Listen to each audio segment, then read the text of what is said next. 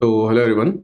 भाई, आज अपन स्टार्ट करने जा रहे हैं वो मतलब जैसे चैप्टर्स या फिर वो टॉपिक्स अपन पर्टिकुलरली बोल सकते हैं जो कि मतलब काफ़ी ज़्यादा वेटेज अपना रखते हैं, या फिर वेटेज से ज़्यादा भी मैं इम्पोर्टेंट मतलब ये यूज करूँ वर्ड कि बहुत ज़्यादा रिपीटेटिव चीज़ है। ठीक है कि मतलब इनकी इतनी रिपीटेशन हो रही है कि जैसे हर शिफ्ट में एक से दो क्वेश्चन तो मिलते ही मिलते हैं।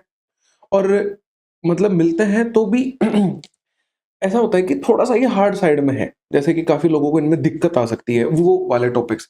जैसे कि मैं कुछ-कुछ नाम बता देता हूँ, जैसे कि हो गया मतलब एक डिसऑनेस्ट शॉपकीपर हो गया, ठीक है? और फिर जैसे मतलब प्रिज़्म और पिरामिड हो गए अपने, जो कि बहुत ज़्यादा इम्पोर्टेंट है, ठीक है? फिर जैसे कि इलेक्शन वाले क्वेश्चन हो गए, फिर इसके बाद में जैसे अपना पॉलीगन हो गया। तो ये वो चीज़ें हैं जो मतलब अपन इस सीरीज़ में करेंगे।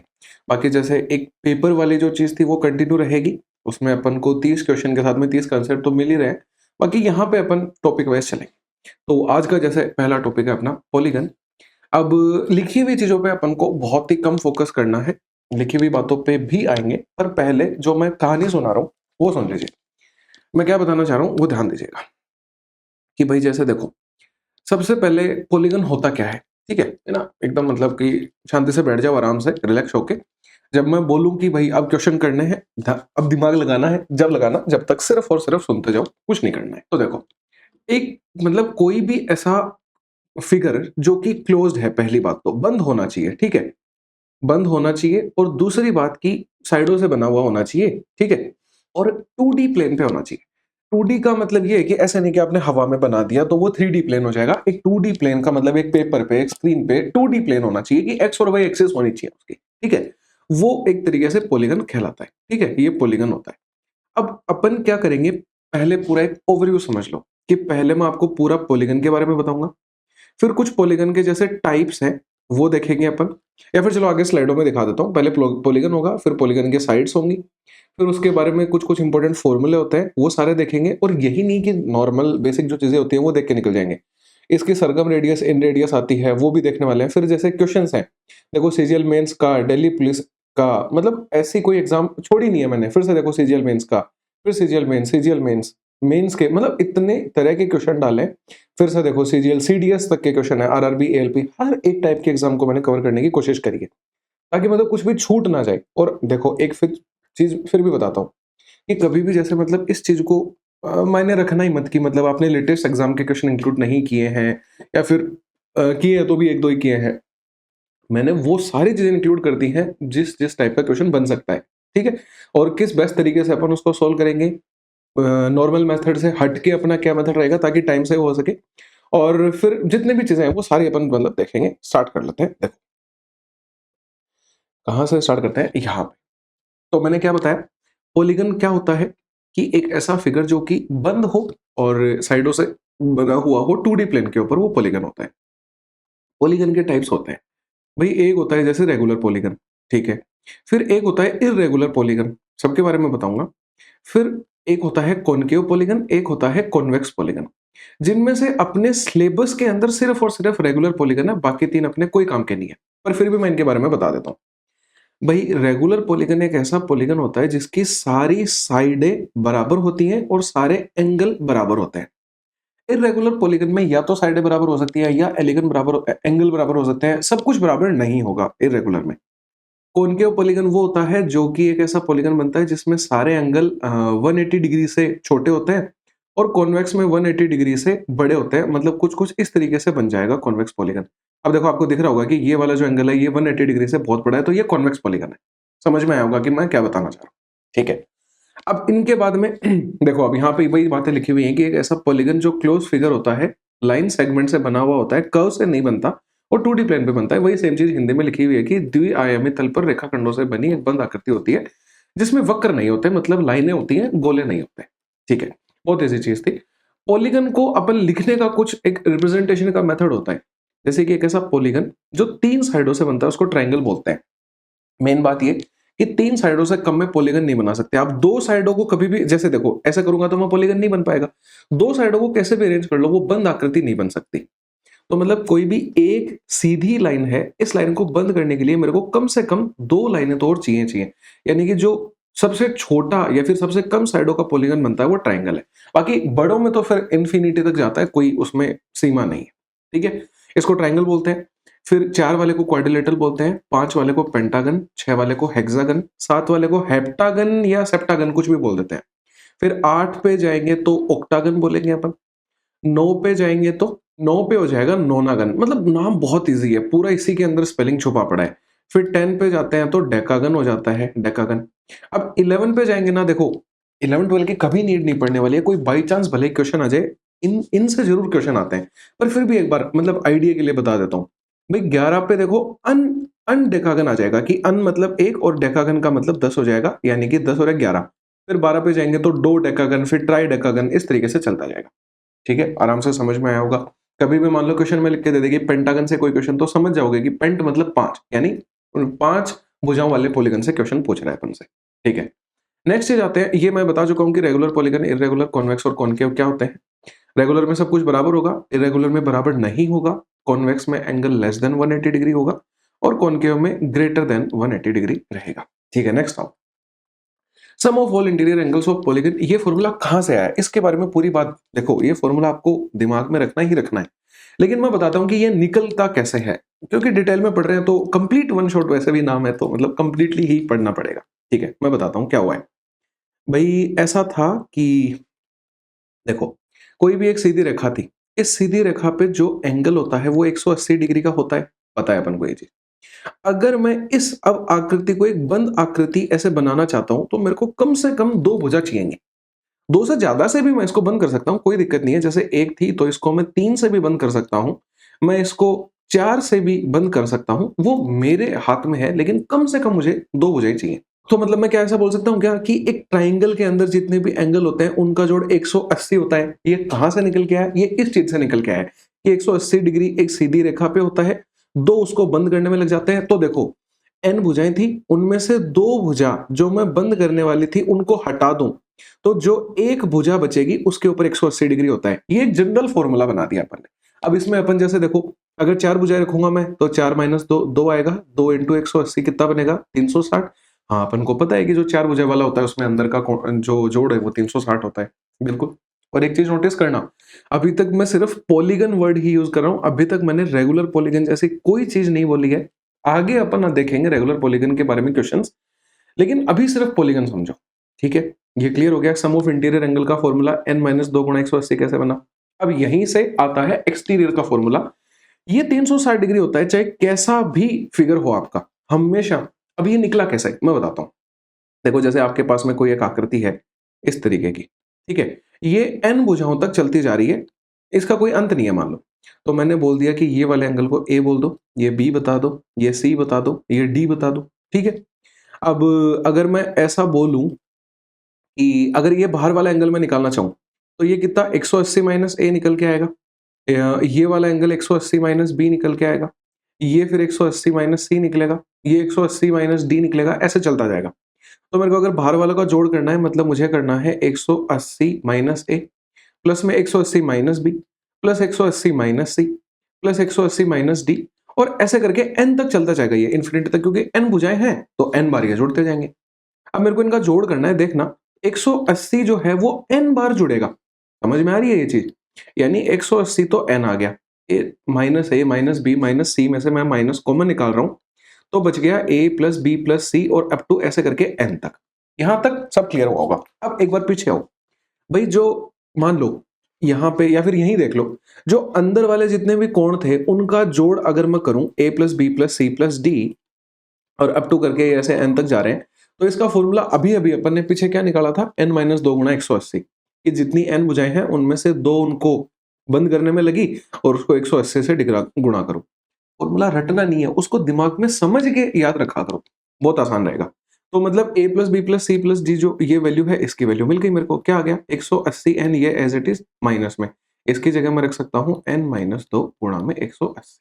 बहुत ईजी चीज है, एकदम आसान सी कैलकुलेशन कर रहा हूं।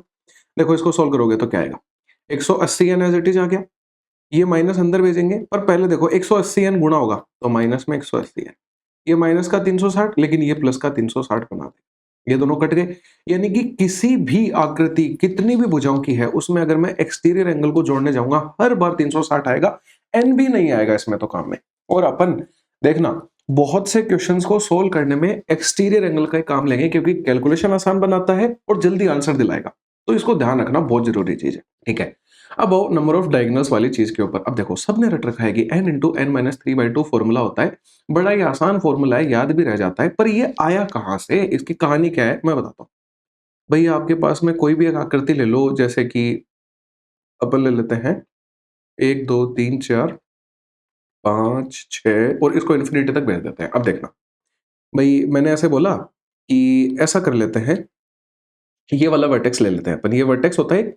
अब ये जो वर्टेक्स है ना जो मैंने मार्क किया है, ये देखो इस पे डायगोनल नहीं बना पा रहा है, यहां डायगोनल नहीं बना पा रहा, ये इस पे भी डायगोनल नहीं बना पा रहा। ये तो एक लाइन है, डायगोनल नहीं है ये देखो यहां डायगोनल बना सकता है, यहां डायगोनल बना सकता है, यहां डायगोनल बना सकता है। मतलब ये हर जगह डायगोनल बना लेगा, बस ये अपने आप पे नहीं बनाएगा, अपने दोनों पड़ोसियों पे नहीं बनाएगा। मैं कोई भी आकृति लेके देख लेता हूं। मैंने एक 4 भुजाओं वाली आकृति ली है, इसमें मैंने ये वर्टेक्स पकड़ा, ये खुद पे डायगोनल नहीं बना सकता, इस पे भी नहीं बना सकता, इस पे भी नहीं बना सकता, जो बच गई उस पे पक्का बनाएगा। क्लियर हो रही है चीज? यानी कि मैं ऐसा बोलूं कि कोई भी एक n वर्टेक्स है मेरे पास में, तो उनमें से मेरे को 3 वर्टेक्स घटाने पड़ेंगे जिन पे डायगोनल नहीं बनेगा। लेकिन ये तो अपन ने एक फिक्स्ड के लिए निकाल दिया कि भाई मान लो 4 है, 5 है, 6 है, ऐसे ही n भुजाएं भी तो हो सकती हैं, n वर्टिसेस हो सकती हैं। एक चीज ध्यान दे लेना, इस आकृति में अगर n वर्टेक्स होंगी तो फिर n साइडें होंगी, ये श्योर है।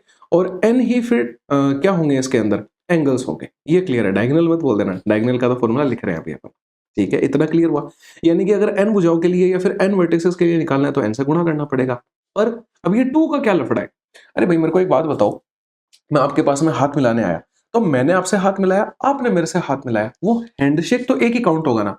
ये चीज अपन ने कहां पढ़ी थी, परमुटेशंस में। वही चीज है कि भाई मैं इस भुजा से ये डायगोनल बनाऊं, मैं इस वर्टेक्स से, या फिर मैं इस वर्टेक्स से ये डायगोनल बनाऊं, दोनों डायगोनल तो एक ही है।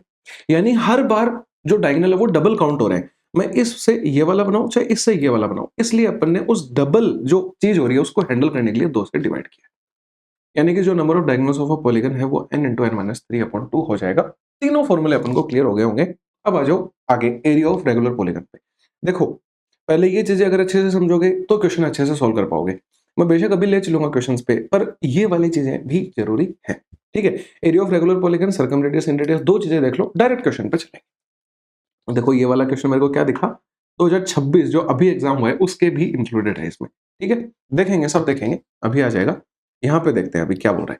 Area of a regular polygon क्या होता है, कैसे निकालते हैं, क्या इसका मुद्दा है, सब समझो। चलो पहले मैं फॉर्मूला लिख देता हूँ। फॉर्मूला होता है na² cot pi by n।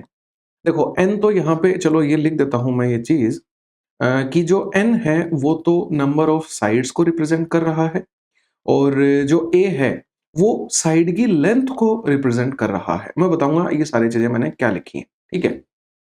और एक दूसरी चीज और मैं बोल रहा था कि देखो ये चीजें लिख के भी ला सकता था मैं ऑलरेडी, और सारी चीजें आपको मिल जाती है, अपन डायरेक्टली क्वेश्चन पे चल जाते, कोई मजा नहीं आता। अब आपने सारी चीजें कंसेप्चुअली समझी हैं तो मतलब आपको एक ऐसा है स्ट्रॉन्ग, मतलब वो बिल्ड कर लिया आपने अपने अंदर कि हाँ भाई कॉन्फिडेंस आ गया है, इजीली क्वेश्चन सोल्व कर पाओगे इस चीजों से, इसीलिए इतना डिटेल में मैं बता रहा हूँ, ठीक है। अब देखो ये क्या हुआ है कि na² cot pi by n area का फॉर्मूला होता है। और ये मैंने यहाँ पे मैं रेगुलर क्यों लिख के लेके आऊं, क्योंकि भाई मेरे पास में जो a है ना लेंथ, वो हर बार सेम रहेगी, नॉर्मल सी बात है। अगर ये a बार बार वेरी करेगी कि मान लो यहाँ पे 10 है, यहाँ पे 20 है, तो फिर मैं ऐसा कोई फॉर्मूला लगा ही नहीं पाऊंगा। इसलिए मेरे को ये जो एरिया निकालना है ये एक रेगुलर पॉलीगन का ही अपन कैलकुलेट करते हैं, यही अपने सिलेबस में है। तो फॉर्मूला क्या बन गया, na² cot pi by n। और देखो अगर अपन सिर्फ ऐसा है कि नॉर्मली टारगेट कर रहे हैं चीजों को पढ़ना, तो यहां तक आपका काम निकल जाएगा। पर अगर मान लो आपको ऐसा है कि एनटीपीसी का भी CBT2 देना है, सीजीएल का भी मेंस देना है, वहां तक की अपन चीजें इसमें कवर कर रहे हैं, तो ये वो वाली चीज है, ठीक है। na² cot pi by n formula अपन को ध्यान में रहेगा। अब इसी से अपन सर्कम रेडियस और इन रेडियस पे आएंगे। भाई आपने जब ट्राइंगल चैप्टर पढ़ा है तो उसमें आपने देखा होगा कि इन रेडियस जो आर होती है वो डेल्टा अपॉन एस होती है। यानी कि मैं एक चीज और बोल सकता हूं, डेल्टा मतलब एरिया होता है और एस मतलब सेमी पेरीमीटर होता है। हाँ या ना, इतना तो क्लियर है अपन को। अभी अभी अपन ने एरिया का फॉर्मूला लिखा Na²/4 कोट पाई/n।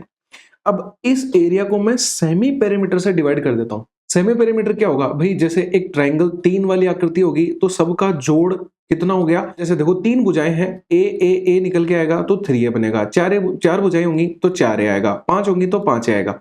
लेकिन मेरे को n भुजाओं के लिए निकालना है, मतलब na हो जाएगा, हाँ या ना। और सेमी पेरीमीटर करना है तो इसका आधा करना पड़ेगा, तो इसको na/2 से डिवाइड कर दो। अब देखना क्या होता है भाई, निकल के आएगा यहां से फॉर्मूला, n से n कट गया, एक a से एक a कट गया, इस 2 से 4 जो है वो 2 बार कट गया। यानी यहां से फॉर्मूला क्या बन रहा है, a/2 और उसके आगे कोट पाई/n। बहुत इजी फॉर्मूला बन गया भाई ये तो, a/2 कोट पाई/n, ये इन रेडियस का फॉर्मूला है। ऐसे ही सरकम रेडियस का फॉर्मूला लिख देता हूं। सरकम रेडियस को भी अपन फॉर्मूले से कैलकुलेट करेंगे, मैं डायरेक्टली बता देता हूं। ये होती है a/2 और कोसेक पाई/n आ जाता है, बस इतना ही फॉर्मूला है। ये अपन को छोटी छोटी चीजें अगर ध्यान रहेंगी तो बिल्कुल भी दिक्कत नहीं आने वाली है इस चैप्टर के अंदर। अब अपन डायरेक्टली क्वेश्चन पे चलेंगे। कुछ क्वेश्चंस आपको होमवर्क भी दूंगा, वो वाले पक्का सिंप्लीफाई करना। उनको मैं सिंप्लीफाई करके टेलीग्राम पे अपलोड कर दूंगा, टेलीग्राम का लिंक नीचे दे रखा है, जाके चेक कर लेना अपने आंसर्स, वेरीफाई कर लेना, डाउट हो पूछ भी लेना, वहीं पे सारे लिंक्स हैं, डाउट ग्रुप का भी है, इस पीडीएफ का भी है, सारे मिल जाएंगे। ठीक है, अभी चलते हैं क्वेश्चंस के ऊपर। तो सबसे पहले क्वेश्चन पे आते हैं, इनको छोड़ दो एक बार, मैं आपको एक बढ़िया मतलब क्वेश्चन से अपन स्टार्ट करते हैं। नंबर ऑफ ये भी नहीं, ये देखो, ठीक है। इसमें क्या बोल रहा है, इस क्वेश्चन को देखिएगा और स्टार मार्क भी करिएगा। ये सबसे अच्छा क्वेश्चन है और सबसे पहले मैं इसी को क्यों करवा रहा हूँ, देखो क्या मतलब है इस चीज का। जैसे मैंने क्या बोला कि 2 तरीके बताऊंगा मैं, इसलिए मैं इस क्वेश्चन को लेके आया कि एक तो अपन एकदम स्टैंडर्ड मेथड से क्वेश्चन को सॉल्व कर सकते हैं, जो कि 100% अपन को आंसर देके जाएगा, लेकिन टाइम कंज्यूमिंग हो सकता है। अगर मान लो कोई सिर्फ और सिर्फ ऐसा है कि एनटीपीसी को टारगेट कर रहा है, 1.5 घंटा मिलता है, मैं आराम से सोल्व करूंगा, वो सिर्फ इस मेथड को देख के खुश हो जाए। लेकिन जिसको ऐसा है कि स्मार्ट अप्रोच लगानी है, टाइम भी सेव करना है, वो ये वाला मेथड समझिएगा। देखो भाई क्या है समझना कि 5 इंटीरियर एंगल्स हैं, वो 172 डिग्री ईच है। ये क्या मतलब निकला इस लाइन से कि मतलब अगर मैं 5 इंटीरियर एंगल का वैल्यू देखूं, वो 172 डिग्री दे रखा है, तो मतलब 5 एंगल 172 डिग्री के हैं, यानी 5 इंटू 172 प्लस में। अब सारी तो एंगल n होते हैं ना, उनमें से 5 अगर एंगल मेरे को यहां दे दिए तो बच गए n-5 angle. All interior remaining angle है वो 160 डिग्री है, यानी ये वाले एंगल 160 डिग्री के हैं। और ये बराबर किसके होगा, सभी का जोड़ किसके बराबर होता है, n-2 गुणा 180। याद करके आए थे। और फॉर्मूला रटना नहीं है, दिमाग में क्या रखना है कि n भुजाएं थी, बंद करने के लिए 2 भुजाएं हटानी पड़ेंगी और 180 से गुणा करना पड़ेगा। इस तरीके से याद रखना है। इसको सोल्व करो भाई, 5 इंटू 172 होता है, हो मैंने बताया हुआ है 5 से गुणा करना है, इसका आधा करो 86 आएगा, आगे एक जीरो लगा दो, ये 860 बन गया। ये बनेगा 160n और माइनस में 800 बराबर में बन गया 180n और माइनस में 360। भाई ये इधर आ गया 20n बन गया, 860 में से 800 गया, सिर्फ 60 बचेगा और 360 इधर आके जुड़ जाएगा, 420 बन गया, 20 का भाग लगेगा, मतलब n की वैल्यू 21 आ गई। कोई दिक्कत नहीं है इस मेथड में, ये भी इजी है, आंसर भी दे रहा है, ये बी ऑप्शन जो है ये सही भी है, सब परफेक्ट है। पर अब एक बार ये वाला मेथड को मतलब ओरली कर पाओगे आप। मैं क्या बताना चाह रहा हूं, मैंने आपको जब चैप्टर स्टार्ट कर रहे थे, जब भी मैंने एक बात बोली थी, पीछे आते हैं, कि जितने भी एक्सटीरियर एंगल कभी निकल के आएगा उसमें n आता ही नहीं है, उसका हमेशा जोड़ 360 होता है। मैं इसी चीज की हेल्प लेने वाला हूं। आओ देखो कैसे क्वेश्चन करेंगे भाई। बता रहे हैं कि भाई 5 इंटीरियर एंगल हैं, वो 172 डिग्री ईच है, मैंने लिखे 5 इंटीरियर एंगल। अरे मैं एक्सटीरियर पे चला जाता हूं, कोई भी एक मान लो भुजा है, उस पे इंटीरियर एंगल अगर 172 है, तो पक्का है कि एक्सटीरियर एंगल 180 बनाने के लिए 8 डिग्री रहा होगा। मैंने लिख दिया एक्सटीरियर एंगल 8 डिग्री। देखना पूरा देखते जाना, एक बार समझने में दिक्कत आएगी, अगली बार इजीली कर पाओगे। अब क्या बोला, और रिमेनिंग जो इंटीरियर एंगल है वो 160 डिग्री है। अरे इंटीरियर 160 है, मतलब एक्सटीरियर 20 डिग्री, मैंने 180 में से घटाया उसको तो 20 डिग्री आ गया। अब देखना ये अपन ने क्या लिखे हैं, ये एक्सटीरियर एंगल लिखे हैं। इतना क्लियर है कि एक्सटीरियर एंगल का जो जोड़ होता है वो 360 डिग्री होता है, हाँ या ना भाई। 8 डिग्री के 5 एंगल हैं, तो टोटल कितना बन गया 40 डिग्री, 8 इंटू 5 कर दिया। अगर ये 40 डिग्री अंदर वाले हैं और 360 टोटल होता है, तो बाहर वाले पक्का 320 रहे होंगे। 360 में से 40 गया, 320 बच गए। अब 20 डिग्री के एंगल है, ये टोटल इनका 320 आ रहा है। अगर मुझे साइडों की लेंथ निकालनी है, जो यहां पे अपन ले रहे थे, तो 320 बटे 20 कर देंगे, यानी 16 आ जाएगा। मतलब 16 ऐसे एंगल हैं जो ये रिमेनिंग वाले हैं। और जो 5 इंटीरियर देखे थे वो तो 5 है ही, 16 और 5 को अपन जोड़ेंगे 21 अपना आंसर आ जाएगा। कितना इजीली अब आप समझो। अब देखो मैं इसको ओरली करके बताता हूं, एक एक वर्ड को मेरे ध्यान से सुनना कि 5 इंटीरियर एंगल है जो कि 8 डिग्री के हैं। मैं एक्सटीरियर की बात कर रहा हूं, 8 डिग्री के हैं मतलब टोटल 40 हो गया। टोटल एक्सटीरियर 360 होता है, 360 में से 40 जाएगा 320 आएगा। पर 320 वाले मेरे 20 डिग्री के एंगल्स हैं, क्योंकि एक्सटीरियर देख रहे हैं, यानी 16 साइडें आ गई। 16 साइडें रिमेनिंग वाली 5 दे रखी हैं, 16 और 5 21, बिना पेन चलाए बिना आंसर करता हूं। ठीक है, अब देखो सेकंड 7वें नंबर पे आओ, मतलब अगले क्वेश्चन पे आओ। क्या बोल रहे हैं, sum of interior angle of a polygon find करना है अपन को अगर नंबर ऑफ डायगोनल्स 90 दे रखे हैं। नंबर ऑफ डायगोनल का अभी अभी फॉर्मूला देखा था, n इंटू एन माइनस 3 और अपॉन में 2 होता है। ये मेरे को 90 दे रखा है, मतलब n इंटू एन माइनस 3 मेरा कितना आ गया 180। अब देखो ये क्वेश्चन मैं क्यों लेके आया, क्वेश्चन में कोई बड़ी बात नहीं है।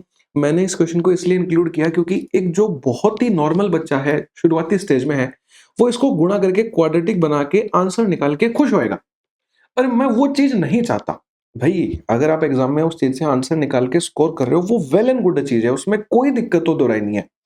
बस एक मैं ये चीज चाहता हूं कि आप प्रैक्टिस में ये वाली चीजें इंक्लूड करने लग जाओ, ताकि फिर धीरे धीरे बिल्डअप होते जाओ आप। कैसे कि भाई आप एक ऐसी वैल्यू सोचो ना एन की, कि मैं उसको n माइनस 3 से गुणा करूं तो 180 डायरेक्टली आए। मैंने क्या सोचा कि अगर मैं n को 15 रखता हूं तो 15 माइनस 3 अगर मैं 12 करता हूं तो ये पक्का मेरे को 180 देगा। क्यों? क्योंकि देखो 12 पंजे 60 होता है, 12 और 6 18 होता है।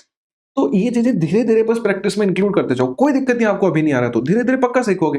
ठीक है, यानी कि मेरे को n की वैल्यू मिली 15, पर n थोड़ी 15 चाहिए था, मेरे को तो चाहिए sum of interior angle of a polygon. क्या होता है? n माइनस 2 गुणा 180 होता है। 15 माइनस 2 क्या बनेगा? 13 बनेगा। 13 इंटू 180 निकालना है, जीरो आएगा। 13 अट्ठे 104 आएगा, 10 कैरी लगेगी, 13 और 10 23, 2340 जो मेरा आंसर है वो इस फाइनल आंसर है। ये जो ऑप्शन है ये सही हो जाएगा। तो बताओ क्या मतलब सीखने को चीजें मिल रही है या नहीं मिल रही, मजा आ रहा है या नहीं आ रहा? बिल्कुल आ रहा होगा, मेरे को पता है। अगले क्वेश्चन पे जाते हैं। क्या बता रहा है ये, सीजीएल मेंस 2011 लिखा हुआ है। रेगुलर पॉलीगन है, उसकी each of its interior angle equal to 3/5 times of 2 right angles. देखो क्या बोल रहा है कि किसी समबहुभुज का प्रत्येक, समबहुभुज का मतलब कि रेगुलर पॉलीगन है यानी सारे साइड सारे एंगल बराबर है, प्रत्येक आंतरिक कोण समकोणों के 3/5 गुणा के बराबर है। कितनी इजी लाइन है, अगर मैं एक एक वर्ड को पकड़ के लिखूंगा सारा आंसर देके जाएगा मेरे को ये। Each of its interior angle का अगर मैं जोड़ लिखता हूं वो क्या होता है, n माइनस 2 गुणा 180 होता है। ये किसके बराबर है? 3/5 टाइम किसके? समकोणों के गुणा के बराबर, दो राइट एंगल के। दो राइट एंगल का मतलब क्या होता है कि 90 और 90 यानी 180 के, ये 3/5 के गुणा के बराबर है। देखो ये चीज आपको आंसर नहीं देगी। अभी एक चीज अपन छोटी सी है जो पीछे छोड़ के आ चुके हैं, उसके ऊपर अब वापस से चलते हैं अपन। कि इसने देखो क्या बोला कि each of its interior angle, यहां पे सम की बात नहीं करी, ये तो क्या है मेरा सम का फॉर्मूला है। अब मैं ईच के ऊपर एक बार आना चाहूंगा, अपन पीछे चलते हैं, अपन ने जो फॉर्मूले लिखे थे उनके ऊपर। यहाँ ये भाई देखो, एक अगर नॉर्मल पॉलीगन की बात करेगा, जब अपन फॉर्मूले देख चुके हैं कि n माइनस 2 गुणा 180 होता है और 360 डिग्री होता है। पर अगर मैं ऐसे बोल दूं कि ये एक रेगुलर पॉलीगन है जिसकी सारी साइडें सारे एंगल बराबर हैं, और उसका मैं ईच एंगल निकालना चाहूं तो कुछ नहीं करना, आपको बस इतना ही करना है। n माइनस 2 गुणा 180 आपका फॉर्मूला लेगा, बस आपको n से उसको डिवाइड कर देना है, क्योंकि जितनी बार n से डिवाइड करोगे उतना हर एक एक एंगल की वैल्यू आ जाएगी। आया ना? ठीक है, जैसे देखो यहां पे एक एग्जांपल भी चलो मेरे अचानक से दिमाग में आ गया कि जैसे देखो एक रेक्टेंगल होता है, वो इस तरीके का होता है। ये रेगुलर पॉलीगन नहीं है क्योंकि इसके एंगल तो सारे 90 डिग्री के बराबर हैं, लेकिन इसकी सारी साइडें बराबर नहीं है। ऐसे ही रोम्बस को पकड़ो कि भाई रोम्बस के अंदर सारी साइडें तो बराबर होती हैं पर सारे एंगल 90 नहीं होते। तो एकमात्र ऐसा क्वाड्रिलेटरल ही फिगर है, क्वाड्रिलेटरल का मतलब चतुर्भुज, उसमें स्क्वायर ही एक ऐसा फिगर है जिसकी सारी साइडें और सारे एंगल बराबर होते हैं। यानी कि स्क्वायर ही सिर्फ एक ऐसी आकृति है जो कि रेगुलर पॉलीगन कहलाएगी, या फिर रेगुलर क्वाड्रिलेटरल बोल सकता हूं मैं, मोर बेटर। ठीक है, तो अब इस चीज का मतलब क्या निकला कि अगर मेरे को सारे एंगलों का जोड़ पूछता तो मैं बोलता n माइनस 2 गुणा 180 बोलता, लेकिन मेरे को क्या करना है, ईच निकालना है, तो मैं n से भाग कर दूंगा। देखो करके देखो, 4 माइनस 2, इसमें 4 बुझाए, 4 माइनस 2 गुणा 180 मतलब 2 गुणा 180 और बटे 4 है, तो 2 गुणा 180 बटे 4, ये 2 बार कट गया, ये 90 बार कट गया। तो हर एक एंगल होता नहीं है क्या 90 डिग्री का? बिल्कुल होता है एक स्क्वायर के अंदर, अपन को सबको पता है ये बात। ठीक है, ऐसा ही कि 360 डिग्री अगर एक्सटीरियर एंगल का सम है, मेरे को ईच निकालना है, एक एक एंगल तो 360 बटे n होगा, पर ये जब ही होगा जब ये एक रेगुलर पॉलीगन होगा। इतना क्लियर हो गया है? हर एक चीज अच्छे से समझ चुके हैं? आगे आ जाओ, अब इस क्वेश्चन को करो कंप्लीट। कि भाई मेरे को ईच बोला था तो मैं n से डिवाइड करूंगा, इजी कैलकुलेशन है। पर मैं इसका एक मेथड 2 भी बताना चाहता हूँ हर एक चीज के अंदर, इसीलिए मैं इंक्लूड करके लाया हूं कि आप एक सेकेंडरी मेथड सीखो जो आपको इजी कैलकुलेशन करवाए। देखो इसको सॉल्व कर लेते हैं भाई। 180 से 180 कट गया है, 5 इधर आके गुणा होगा 5n माइनस 10, ये n उधर आके गुणा होगा 3n बन गया, 2n इज इक्वल टू 10, मतलब n की वैल्यू 5 आ गई। ये अपना आंसर सही है। लेकिन अब देखो सेकंड मेथड क्या बोलता है, मैं फिर से भाई एक्सटीरियर पे जाना चाहूंगा। तो ईच इंटीरियर एंगल इसने क्या बताया, 3/5 टाइम ऑफ 2 राइट एंगल। तो 3/5 टाइम्स ऑफ 2 राइट एंगल्स का मतलब क्या है कि 180 डिग्री। ये इसको काटेगा कितनी बार, 36 बार, यानी 108 आ गया। अरे तो ईच इंटीरियर अगर 108 है तो ईच एक्सटीरियर कितना होगा, 180 में से घटाएंगे मतलब 72 डिग्री आएगा। लेकिन 72 थोड़ी होता है, अपने लिए तो 360 होता है। मेरे को साइडें निकालनी है, 360 को 72 से डिवाइड करो, 5 बार जाएगा, मतलब 5 साइडें हैं, फिर 5 आंसर आ गया। अब आप ये प्रेफर कर लेना कि ये वाला मेथड ज्यादा इजी है या फिर ये। बाकी ये कभी ऐसे मतलब लेके ऐसे ईगो पे मत बैठना कि मैं सेकंड वाला मेथड क्यों नहीं कर पा रहा हूं। भाई आप ये कर पा रहे हो तो भी वेल एंड गुड है, जो नहीं कर पा रहे उनसे तो बेटर ही है, नंबर तो दिला रहा है। ठीक है, 9 नंबर पे आओ। Number of diagonals of a regular polygon अपन को फाइंड करना है, सम उसके इंटीरियर एंगल का 2700 डिग्री दे रखा है। इसमें तो कोई दिक्कत ही नहीं है यार कि n माइनस 2 गुणा 180 होता है। ये मेरे को कितना दे रखा है, नंबर ऑफ डायगोनल्स की बाद में बात करेंगे, सम दे रखा है बस मेरे को 2700 डिग्री। काट दो बस इनको, ये कट गया, 18 एकम 18 और 90 के लिए 15 आ गया, मतलब n की वैल्यू 70 आ गई। पर मेरे को रेगुलर पॉलीगन के डायगोनल्स पूछे हैं, n इंटू n माइनस 3 और अपॉन में 2। तो 17 इंटू 14 बटे 2, ये 7 बार कट गया, 17 सत्ते होता है 119, यानी 119 इसमें डायगोनल आ जाएंगे, ये आंसर सही हो जाएगा। और ये पता है ये सीजीएल मेंस 2022 का क्वेश्चन है। अब बताओ ऐसे क्वेश्चन आ रहे हैं एग्जाम में, मतलब ये पक्का क्या है, स्कोरिंग चैप्टर है। बस एक फोबिया बैठा हुआ है, कोई बड़ी बात नहीं है, उसको इग्नोर करो। 10 नंबर पे सीजीएल मेंस फिर से 2019 का क्वेश्चन है, लेकिन बहुत easy. Interior of a regular polygon exceed it's exterior angle by 90 degree. अब यहां पे भी मैं एक चीज समझाना चाहूंगा भाई। देखो interior of a regular polygon exceeds its exterior, तो interior of a regular polygon क्या होता है भाई, n माइनस 2 गुणा 180 होता है। लेकिन मेरे को ईच एंगल की बात कर रहा है तो अपॉन n माइनस में, ये एक्सीड करता है इसके एक्सटीरियर से, एक्सटीरियर है 360 बटे n, ये मेरे को दे रखा है 90 डिग्री। कोई दिक्कत नहीं है, सोल्व कर पाओगे आराम से, n निकाल पाओगे, नंबर ऑफ साइड्स निकालनी है। पर मैं नहीं चाहता कि आप इस मेथड पे जाके अपना टाइम वेस्ट करो। अब जो मैं चीज सिखा रहा हूं सीख लेना, एक सेम क्वेश्चन ऐसे आ गए फिर मिलेगा, वो वाला आपके लिए होमवर्क होगा। देखो अगर ये 90 डिग्री से दोनों में अंतर आ रहा है ना, तो आपको एक ही काम करना है, इस को दो जगह डिवाइड करना है। 180 मेरा टोटल होता है एक लाइन के ऊपर एंगल, उसमें से इसने बोला कि ये 90 डिग्री एक्सीड कर रहा है, तो एक तरफ 90 डिग्री आप निकाल के छोड़ दो। अब जितना एंगल बच गया ना, इन दोनों का अंतर जैसे 90 बच गया, उसको दो जगह डिवाइड कर दो, तो 45 और 45 में डिवाइड हो जाएगा। ये 45 इधर चला जाएगा, एक 45 इधर रह जाएगा। कुछ नहीं समझ में आया मेरे को, पता है आपको, पर बस दिमाग में रखनी है ये चीज जो मैंने बोली वो, यानी कि जो इंटीरियर एंगल था वो तो इतना आ गया और जो एक्सटीरियर था वो इतना आ गया। मैं एक और एग्जांपल दे देता हूं यहीं पे। वो क्वेश्चन के अंदर बोल देता है कि रेगुलर पॉलीगन का जो इंटीरियर एंगल है वो एक्सटीरियर एंगल के 100 डिग्री से मान लो अंतर रखता है, तो 100 डिग्री है भाई, टोटल होता है 180 डिग्री, उसमें से 100 एक तरफ है, बच गया कितना, 80 डिग्री। तो 80 के दो भाग कर सकते हैं, 40 और 40, ये फिर इंटीरियर हो जाता और ये एक्सटीरियर हो जाता। बस इतना ही ध्यान रखना आपको। और देख लो भाई ये 140 है, ये 40 है, इनमें 100 का अंतर आ रहा है। ये 90 और 45 135 है, और ये 45 है, इनमें आ रहा है 90 का फर्क। वो हर बार आएगा आपको, लेकिन ये चीज कोई वेरीफाई नहीं करनी, कोई दिमाग नहीं लगाना, बस इतना ही आपको ध्यान में रखना है। यानी कि एक्सटीरियर एंगल 45 डिग्री आ गया। लेकिन अब इसने देखो नंबर ऑफ साइड पूछिए, मेरे लिए तो एक्सटीरियर एंगल 360 होता है ना, तो 360 बटे 45 करो, 9 से कटेगा 5 बार, 40 बार, और ये कट जाएगा 8 बार, मतलब 8 इसके अंदर जो है वो नंबर ऑफ साइड्स है। यही मेरे से पूछा है। अब बता दो क्या ये मेथड इजी है, क्या ये मेथड इजी है। ठीक है, समझ रहे होंगे आप सारी चीजें। 11 नंबर पे आते हैं। एक रेगुलर पॉलीगन है, उसमें 16 साइड्स है। उसके जैसा एक और क्वेश्चन दिखा देता हूं आपको, कहां है, ये रहा। 108 डिग्री दे रखा है। अब ये आपके लिए होमवर्क है, आप करके मेरे को आंसर बताना कि आया या नहीं आया और कैसा लगा मेथड। ठीक है, वही करनी है कि 180 में से 108 घटाना और इसको दो जगह बांटना, ये एक्सटीरियर निकलेगा, डिवाइड करके आंसर बता देना। क्वेश्चन पे रेगुलर पॉलीगन है जिसकी 16 साइडें हैं, what is the measure of each interior angle. क्या बताऊं अब इस क्वेश्चन का, मेंस का क्वेश्चन तो लाजमी तो नहीं है पूछने वाला, पर बताते हैं कि रेगुलर पॉलीगन की 16 साइडें हैं, इंटीरियर एंगल पूछ रहा है ईच वाला। भाई ईच का फॉर्मूला क्या होता है, n माइनस 2 गुणा 180 बटे n, यानी कि 16 माइनस 2 14 इंटू 180 और बटे n का मतलब फिर से 16। बस इसमें कटेगा नहीं तो ऐसा आंसर आ जाएगा, क्या फर्क पड़ता है उससे। 4 से 2 से कैसे भी काट दो, 7 और 8 बार कट गया।